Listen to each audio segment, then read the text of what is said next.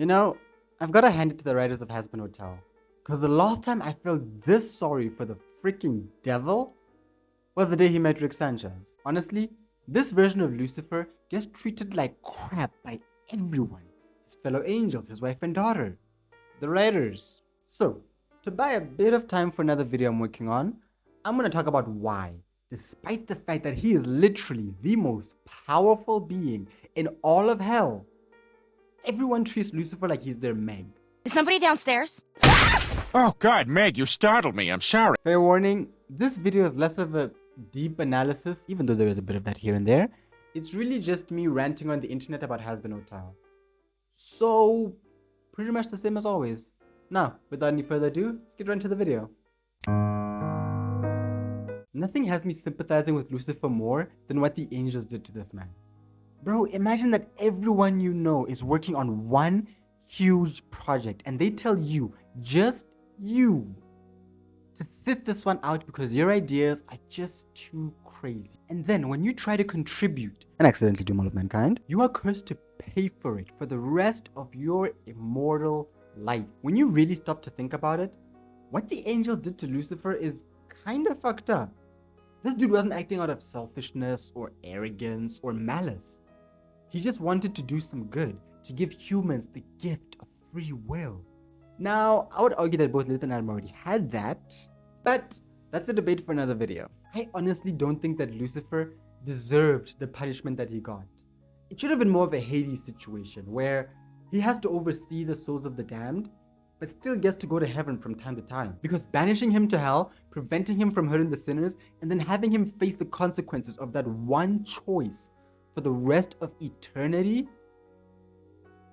is too much. However, that might just be a good thing. I remember seeing this one comment on a YouTube video that said something like, Hazbin Hotel is basically about trying to rehabilitate prisoners, but it only focuses on those who were framed or whose actions can be justified, while there are actual serial killers in the prison. This works perfectly if the very first prisoner was Lucifer, because it allows some room for us to say that the whole system is flawed, because it's founded upon the idea that someone got eternally punished for a mistake. Hence, so many of these sinners arguably not deserving to be there, which is why their souls have the capacity to be redeemed, while others don't. I think this would be a very interesting direction to take the series in. But I am a random kid on the internet with just over 200 subscribers. I don't think the writers of this show give a shit what I find interesting. And yet, somehow, those writers still care more about me and my feelings than Lucifer's own wife and daughter do about him and his feelings. Now, I'm gonna start this section off with a quick caveat. I say wife and daughter, but we don't actually know if this guy is even still married or not. If you don't know what I'm talking about, check out this video up here, because I am not repeating myself. I've spent way too much time ranting about this family. After this video. So for this section of the video, I'm gonna proceed as if they're in fact still married. Don't you just love plot holes? By the way, if you're somehow enjoying this video so far, please consider subscribing to the channel. I'm trying to hit 1,000 before the end of April. Thanks, and back to the video. It's pretty obvious why I say that Lilith is treating her husband like garbage. I mean, a war is going on between heaven and hell. A war that she in fact kind of started. Her husband and daughter are fighting in that war, and she's just chilling on a beach sipping Mai Tais. Lilith isn't just treating her husband like garbage, she's treating her whole family like they're worthless. However, Charlie, on the other hand, is someone I've got a lot to say about. Yes, still.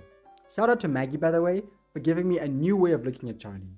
I've said in previous videos that I think Charlie is just delusional. However, this girl literally rewrites reality sometimes. And the person who suffers the most from this bending of reality is Vaggie, but Lucifer is a close second. And there's no better example of this than the rally. Because after the rally, Charles blames her girlfriend and her father for the fact that Vox was able to spin their apology into something that it wasn't. But that's not what happened. The first thing that Vox brings up is the gift baskets, and how these people think that they can apologize for genocide with gift baskets. Then he moves on to the contents of those baskets and how thousands of sinners died because of these angels. Then and only then did Vox bring up Lucifer.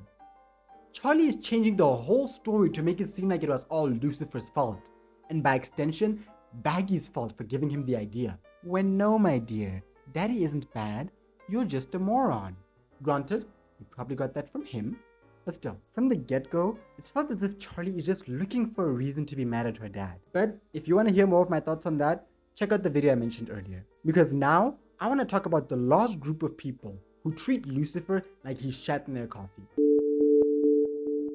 Yeah, the writers are the worst offenders here. And I say writers, plural, because contrary to popular belief, Vivzy is not the only writer for this show. She's just the face of it. So, she tends to be the one that we throw rotten produce at. Whoops! I dropped one! Whoops! I dropped another one! Lucifer is honestly such an interesting character to me. As a concept, I really like it. This idea that the devil is kicked out of heaven, but still has enough influence to get his daughter a meeting with heaven. He can't leave hell and is forced to suffer for all of eternity as he faces the consequences of his actions. And then on top of that, his wife left him, daughter treats him like garbage, and he's actually a pretty good guy.